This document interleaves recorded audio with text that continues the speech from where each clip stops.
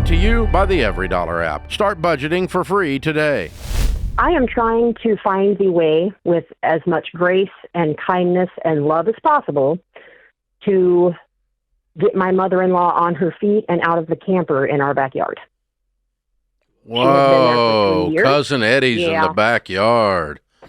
And it's your mother-in-law. Wow. How long has she been there? Yeah, 3 years.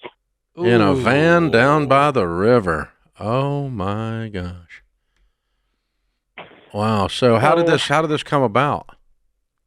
Well, we moved here from North Dakota in 21. We did the same thing. Spent 3 months in a camper on my mom's property, but we're on top of employment and housing right away. And we're in a home in 3 months. We purchased our first home. And we got 5 kids that we did it with too, by the way. So wait a minute, you spent time on her property? No, my mom. My mother. Oh, your mom. Okay. My mom, yeah. And a camper. And yes. Yep. With 5 kids. And yes. But we're at my mom's place. She had them in the house half the time. They've got 20 acres, plenty of room to run around and play in the pond. And so you were there for how long? 3 months. Okay, and then you bought a place of your own. And how did your mother-in-law end up on your place? So she waited to follow us down because it was a single mom, only child situation with my husband and her. Mm-hmm. And she was about a year and a half after we did it. She was like, oh, I think I'll do, that sounds like a good idea. It worked really well for you. She came down, was in the camper. Here she is. And I don't know how to broach the conversation at this point. Well, it's not with her, it's with your husband. Yeah, I've had that with him as well. Yeah. And he struggles. He's the problem, not her. She's the symptom. You know? Yeah, he has a hard time telling his mom, hey, I love you, but it's time to, yeah. Shocking. There's been some... So basically, this lady didn't really even ask permission to move on the property. She just kind of told y'all she was doing it. No, it was a conversation, but we expected her to be quicker about it and do similar to what we did. Did you have an agreement that she would be quicker about it? No, I mean, to be completely fair on our end of things, no. No, y'all just said, okay, you want to come down, put the camper back there, that's okay. And that was the whole discussion. Yep. And no one's ever corrected her. So she actually doesn't think she's doing anything wrong. I mean, I lost my mind on her once. I said some not so nice things, so I'm trying to go about it more politely this time. Yeah, how long ago was that? A year and a half. Oh, no, wait, no, that wasn't a year and a half. I did that. No, it was a year and a half. And your husband couldn't have been thrilled with that either, yeah? No, because he was there when I started it, and he walked away and put his hands up. So now you're a year and a half removed from you lost your mind on her. Number one, she didn't move. Number two, your husband didn't force the issue. And number three, you're more pissy now than you were then. Actually, I'm less pissy. Wow, that's fascinating. Pretty heavy on the pissy category, but yeah.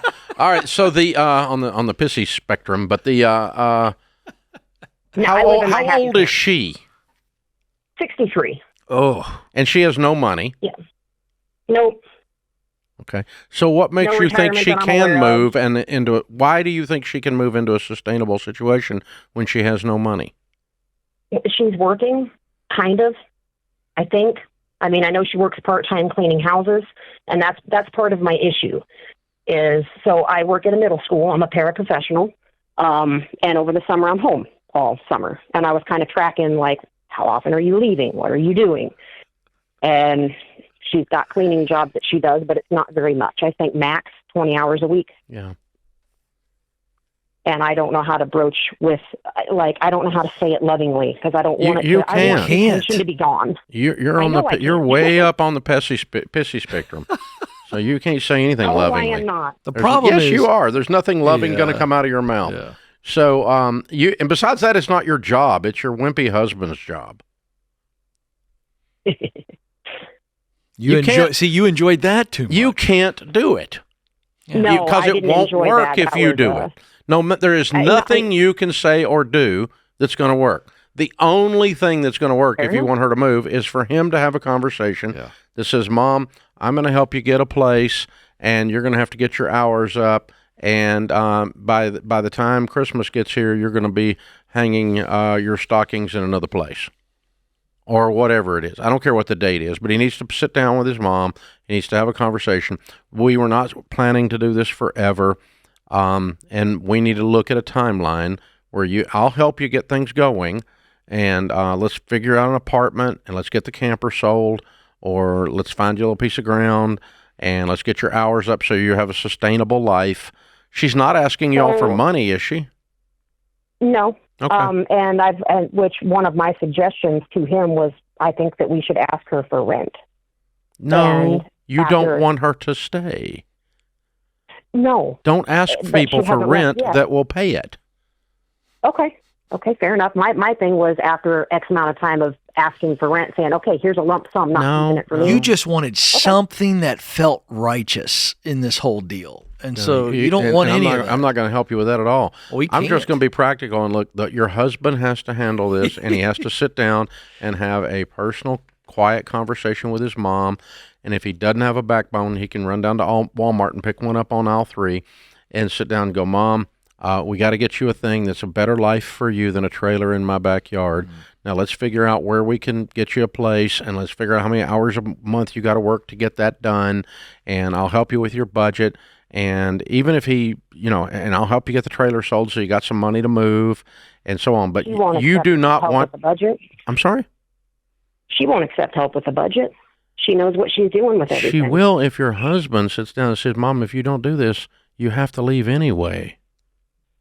She has asked us for help and recommendations on things like, what do I do with my car? And then when we give her legitimate recommendations, like slaps them all down. I have come up with lists of low-income and senior housing, different apartments, and said, hey, here's some good options. Hey, here's some good options for this. Here's some good options for that. You haven't heard a thing I said. I have. You said my husband. You came up with all these options. You are the wicked witch of the West in her eyes. She does not want anything to do with any suggestion that comes out of your mouth. You need to quit. Stop. You need to stop doing this. You're no help. You're a problem. You're not a help. Your husband, however, needs to take the list that you came up with and go sit with his mother without you around. You don't even need to be in the county when he does this. Like 4 counties over at happy hour while he handles his mom. You cannot fix she ain't listening to you. She hasn't listened to you in a decade. I can promise you.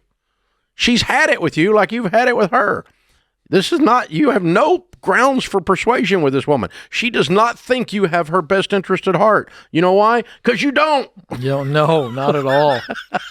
And we don't think you're a bad person. We just hear a person who's exhausted. You're over it. You have none of those left to give, if you know what I'm saying. This. All right? Yeah. The only way you're going to fix this is install a backbone in your husband so baby boy deals with his mommy. Yeah. That's what's going to happen. The only thing you can do, and then stand back and watch, and hopefully he'll wander over there and get it done, probably not at the speed you would have. Yeah. But that's your only shot, Brandy. You can't come up with any more solutions. Yeah. This is a marriage problem. You and your hub's got to get together because you're a couple cocktails away from a Jerry Springer episode.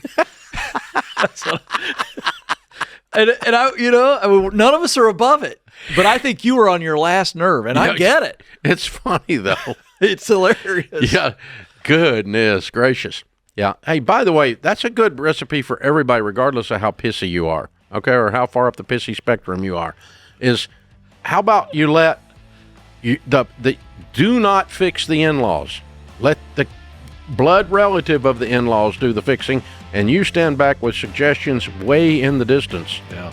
And don't let them even think the suggestion came from you.